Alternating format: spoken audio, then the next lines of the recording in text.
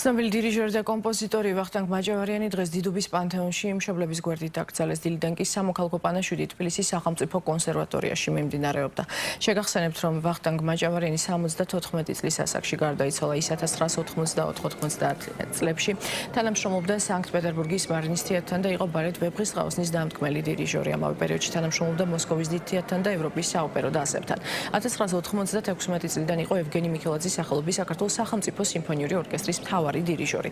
2018 წლიდან იყო ლიანა ისაკაძის მიერ დაფუძნებული ფესტივალის ღამის სერენადების მთავარი დირიჟორი. მის რეპერტუარშია ქართული და უცხოური სიმფონიური მუსიკა, ეკუთვნის არაერთი თხზულება, სიმფონიური პოემა ნაცარქექია, 10 სონეტი შექსპირის მიხედვით, კონცერტი ვიოლინოს, ფორტეპიანოს, სიმებიანი ორკესტრისა და დასარტყამი ინსტრუმენტებისთვის, მარში საქართველოს შეერაღებული ძალების ორკესტრისთვის, სიმფონიური სურათი მარიუპოლი, რომელიც მიუძღვნა 2022 წელს უკრაინაში განვითარებულ მოვლენებს.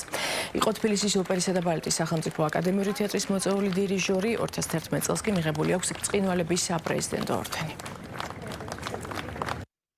მან რა თქმა უნდა დიდი ღვაწლი დაესწრო არა მარტო სიმფონიურ მუსიკას, არამედ ზოგადად მუსიკას.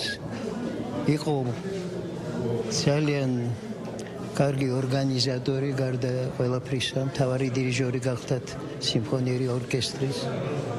ასევე მრავალ ორკესტრში, როგორც მიწვეული დირიჟორი, ასე რომ მისი ღვაწლი, რა თქმა უნდა, იმსახურებს შესწავლას. ალექსი მაჭავარიანი დიდი ქართველი კომპოზიტორი, კირილე პაჭკორია დიდი ქართველი ლოტბარი და ეს ერთი ოჯახი იყო ფაქტურად და რა ვიცი ყველაფრის ქართულის ძალიან მოყვარულები და რა ვიცი სულფრაძი, იქნება თუ პოეზია, თუ მწერლობა, მუსიკა თავისთავად და რა ვიცი ძალიან დასანანია რომ აი ესე ადრე და ჩემთვის მაგალითად ბევრისთვის მოულოდნელად წავიდა ჩვენგან. ურთიერთობები ბატონ ვახტანგთან იყო ასე ვთქვათ მუდმივად სულ.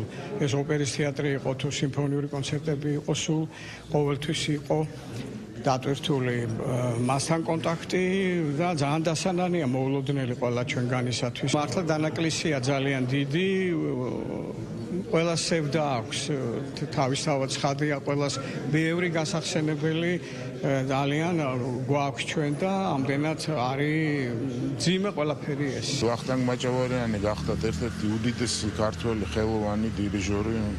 ის გახდათ კონსერვატორიის კურსდამთავრებული, მისი დებიუტიც აქ შედგა. მისი მამის ცნობილი კომპოზიტორის ალექსი მაჭავარიანის ქმნილებებით. შემდგომ ის იყო ოდისეი დიმეტრიადის სკოლის წარმომადგენელი, ისე როგორც ვენის მუსიკალური აკადემიის და მან ძალიან სერიოზული კვალი დატოვა და ვფიქრობ მისი ხელოვნება, მისი ნამოქმედარი ძალიან დიდხანს იქნება ქართველი ახალგაზრდა შემოქმედების მუზის წყარო.